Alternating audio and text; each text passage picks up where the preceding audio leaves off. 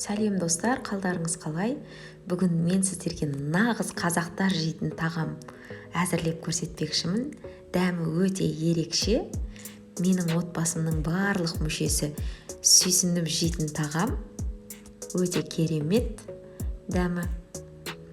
Бала кездегі дәм ауыздарыңызға келетін болады. Менің каналыма тіркеліп, лайк басып, қоңырауша басуды ұмытпаңыздар. Бізге ең алдымен нанымызды илеп аламыз. Бір жұмыртқа салып, су мен тұзды араластырып, осылай нанымызды илеп аламыз.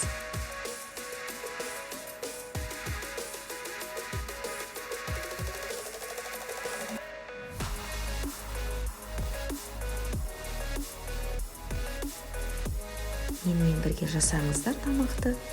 Өте дәмі